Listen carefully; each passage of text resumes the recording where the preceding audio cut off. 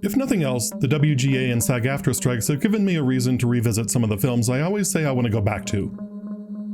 Chief among them has been Mute Witness, Anthony Waller's 1995 debut, which I reviewed several years ago as a quickie but deserves a deeper look, especially with Arrow Video's announcement that the film will finally be coming to Blu-ray sometime this year. In fact, what better way to pay tribute to striking filmmakers than by looking at a horror film where the central plot revolves around filmmaking? What Waller's film lacks in narrative cohesion, it more than makes up for in directorial style, dark humor, and Carpenterian suspense. And while the stakes feel a little too big for the film he's trying to make, the film succeeds on the basis of Alfred Hitchcock's old axiom, who cares? It would be the same as a painter worrying about whether the apples that he's painting, whether they're sweet or sour. Where Mute Witness succeeds is largely on the back of its likable protagonist Billy, played by Marina Sudina. Subscribe. Although this is an English-language film, Sudina's lack of English worked out perfectly as her performance is conveyed through pantomime and sheer looks of fright on her expressive face. Thankfully, her performance rarely devolves into the dreaded indicating that actors and directors worry about. After making waves at Cannes and the Toronto International Film Festival, Mute Witness plodded through a limited release with very little fanfare before finding a home on blockbuster shelves where it languished in comparative obscurity. A lot of things had to happen for a film this good, with this much buzz, to recede into the woodwork, when it should have been far better regarded. Besides dropping on VHS and getting a bare-bones DVD release in the early 2000s, Mute Witness never really made much of a splash in terms of distribution. Part of that could be attributed to complicated rights issues, as it was an English-language production shot in Moscow by a British director and sold to Sony Pictures, who treated it like a $4.99 bargain bin offering at Walmart. Another part of the problem seems to be Waller himself, who was touted as the next John Carpenter coming out of this film, and turned in a filmography that grows ever more puzzling as it goes on. I think it's safe to say that the film would have received a healthy bump in interest if any of Waller's other films had become hits. Instead, he followed up Mute Witness with the disastrous CGI-heavy sequel An American Werewolf in Paris, and the direct-to-HBO thriller The Guilty, neither of which show off Waller's flair for suspenseful set pieces that's on display here. The other part of the problem may be our own expectations as horror fans. In the near decade between the collapse of slasher movies in the late 1980s and horror's mainstream rebirth with Scream in late 1996, there were a lot of flashes in the pan. While VHS was a boon for those trying to make a quick buck on the home video market, studios were quick to distance themselves from the horror label for their more serious releases. So horror fans, starved for anything of quality, glommed onto whatever we could. And in retrospect, it's clear Waller was more Sean Cunningham than Wes Craven.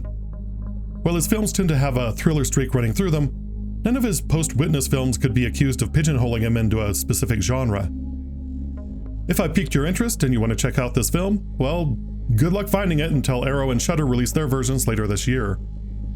The rest of us will just have to remain silent about spoilers. As always, leave your thoughts, comments, and recommendations below.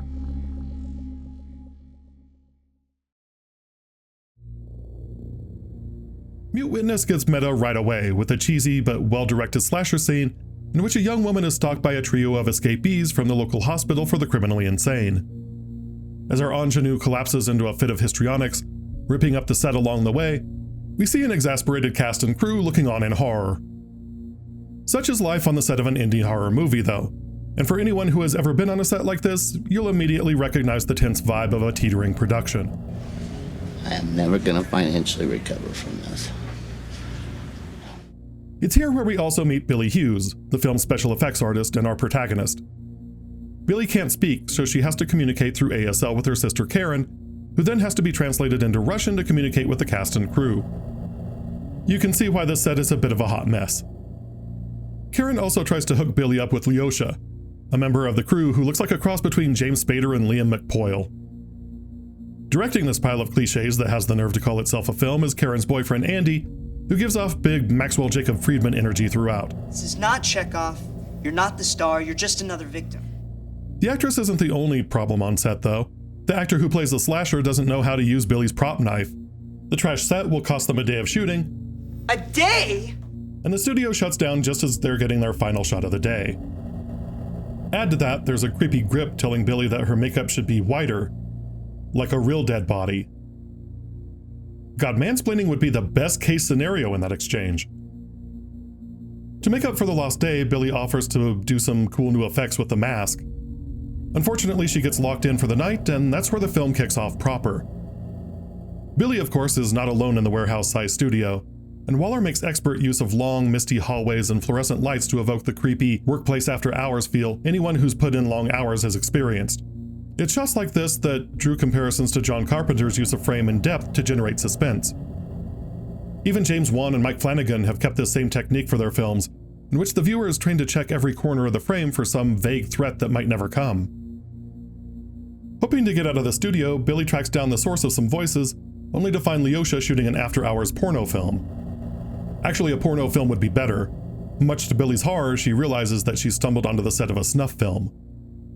I love the way that it's revealed that what Billy is seeing is something more horrific than the actress bargained for, as their eyes lock for a brief moment. And Billy recognizes the sheer terror in the woman's face because, as a filmmaker, Billy knows a performance from the real thing.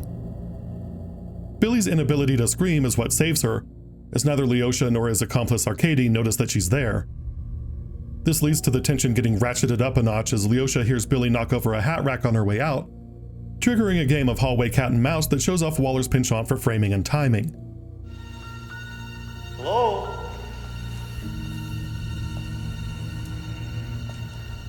Is anyone there? What makes this sequence so damn great is that Waller gets across the stakes, what Billy needs, and the obstacles in her path wordlessly. Shot of Billy, shot of the locked door, shot of Billy, shot of the key to the locked door, shot of Billy, shot of Leosha. You can't get more pure cinema than that. Now, what I was really doing was showing a mental process of the man by means of pictures, by what he saw. After a taut moment of red light, green light, Billy is able to get the key without exposing herself to Leosha, but it comes at the cost of alerting him that someone is in the building. Arkady joins the hunt as Billy is forced to John McClane her way down an elevator shaft and then hang like Spider-Man from the grate after dropping the key. This scene is nigh unbearably anxiety-inducing, as Billy is forced to hide under garbage bags containing the dismembered woman to avoid getting caught. I absolutely love the small moments of Billy noticing her hand is exposed right before Arkady's flashlight glides over the bag, and the string instrument stinger that replaces what would have been Billy's scream. It's just these nice little touches, you know? Waller ends this sequence by throwing every directorial trick in the book at the audience. Billy runs into Arkady, who finally discovers that she's there, and this leads to one of the most harrowing hallway chase sequences you'll ever see, as Billy, now in possession of the key, makes a mad dash toward the door with Leosha wildly sprinting after her.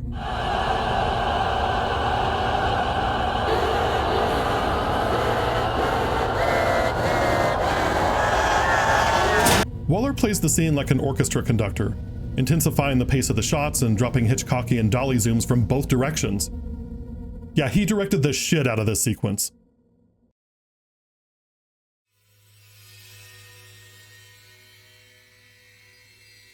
The even neater trick is how Waller gets himself out of the sticky wicket, because we're only a third of the way through the film, and what has been a 20-minute hide-and-seek sequence has to end somehow. Billy does make it to the door, only for Leosha to knock her over the railing into a pile of film cans. And just when you think Leosha is moving in for the kill, Karen arrives to check on Billy because she was worried when Billy didn't show up at home. This also is a brilliant piece of business with a callback to the earlier scene. Billy, of course, can't tell Karen what she saw, and Leosha has her pinned down to keep her from paralyzing herself, so she also can't use sign language. But Karen sees the horror in Billy's eyes and decides not to leave her alone with him. This is a great motif I didn't expect to make a comeback because it seems so specific. Billy tells her story to the police through Karen, but Leosha and Arkady claim they were just shooting a test on a different knife for the film and didn't want to offend Billy because she's the special effects supervisor. Billy insists she'd know the difference, but when Arkady stabs Andy with a prop knife, everyone is fooled, including, for some reason, Andy. And it's not like the cops don't humor Billy with an investigation. One of them even tastes the blood and confirms that it is sweet. The footage that Arkady and Leosha were shooting is sent off to investigators, but wouldn't you know it, they swapped the footage for that day's over-the-top film dailies, which no one would mistake for a real killing. It's here, at the midpoint, where the film starts to go off the rails. Instead of Leosha and Arkady killing a woman because they're sick freaks, it turns out they're actually working for the Russian mob, and that the killing was a convoluted way to retrieve an incriminating diskette and kill an unfortunate witness. We know this because Alec fucking Guinness shows up and gives orders to Leosha. Come closer, Mr. Houseman. I won't bite.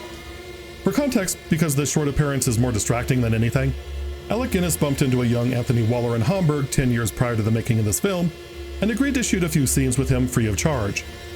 I have no idea why Alec Guinness would agree to do this, other than he must have been the nicest man in the history of cinema. Waller shot Guinness delivering a few ominous lines from the back of a car because Guinness was hopping a plane at that point, and Guinness's scenes are simply stitched into this film with the context filled in around them. I think we understand each other, Mr. Houseman.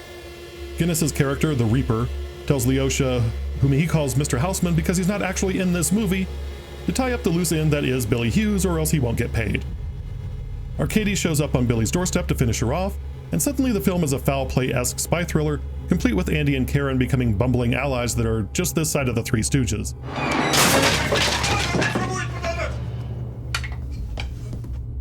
Oleg Yankovsky shows up over halfway through the film as Larson, a possibly trustworthy cop, or maybe he's on the Reaper's payroll, Billy can't tell. But we need an ending, so Billy winds up back at the studio facing off with the Reaper's henchman, and she does what any good special effects person would do, fakes her own death. The Reaper, satisfied that the job is done, drives off to catch his 3 a.m. flight out of Hamburg and possibly to the next Star Wars convention. Hello there. So, setting aside the ending for a moment, I think the major criticism of this film is that it is so disjointed. The last half of the film feels like an entirely different film than the first half, even though narratively they work together. It's a markedly different tone. Probably the biggest problem with the film is that nothing that follows in the back half lives up to the 20 minutes where Billy is trying to escape the studio. Waller is clearly a great concept guy, where he came up with the idea of woman being chased around a building, and he can execute that with the best of them. But actually putting together a cohesive 3-act structure doesn't seem like a priority for him in this movie. In other words, the climax came first, and then there's some apologetic aftercare. And if the 3-act structure isn't a priority for you, I think you'll really enjoy this one. The fake-outs are predictable, but that doesn't make them any less fun. And Marina Sudina's performance as Billy is a delight. Billy, that's what Mom would say. I love the gag where Billy notices a pervert peeping at her from across the way, and later flashes him to try to get his attention when she's being attacked. All in all, Mute Witness is a worthy thriller, displaying an artistic flair for suspense and horror, even if half of the movie decides it wants to be a 70s spy movie. It deserves more recognition than it has, and hopefully more people will discover this gem when it bows on Shudder and Arrow Video later this year. And that's Mute Witness. Check it out when you get a chance, and until next time, stay cool, stay safe, wash your hands, make good choices, and return your shopping carts.